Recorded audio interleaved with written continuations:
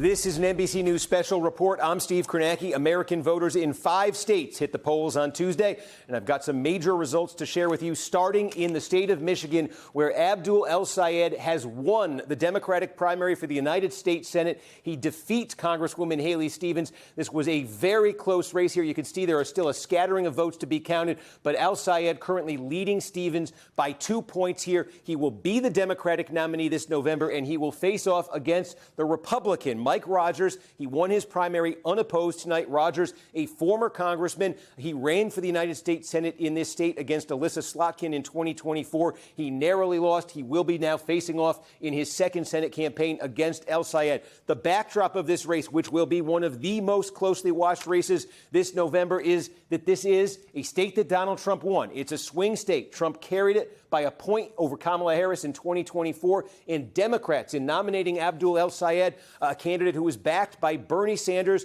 who ran on certainly a far-left progressive platform. Can a candidate as far to the left as El-Sayed win a state like Michigan? We have seen a host of these left-wing candidates win primaries this year in deep blue districts, deep blue cities, where the general election is a foregone conclusion. It's not a foregone conclusion in Michigan. This will be a test. Can El-Sayed, can his ideology win in a state that went for Donald Trump by a point? Other major races here tonight in Michigan, the governor's race.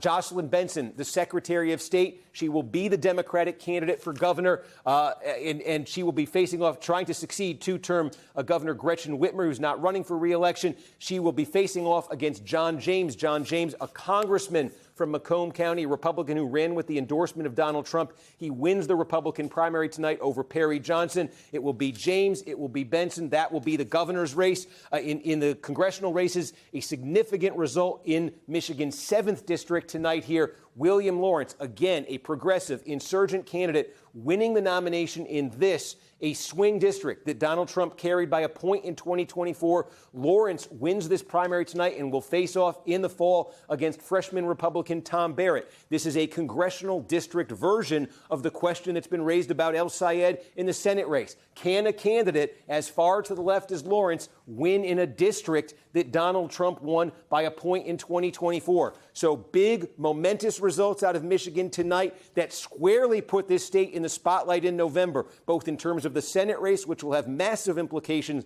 for control of the United States Senate, and in this House race, which could have big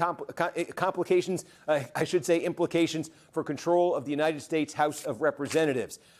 Thank you for watching this special report, and more news is straight ahead on NBCNews.com. And a complete wrap-up on today. I'm Steve Kornacki. Have a great morning. More news straight ahead.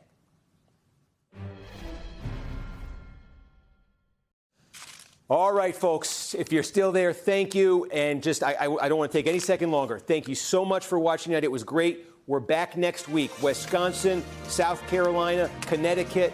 Hope you enjoyed it. Hope you tune in. Have a great night.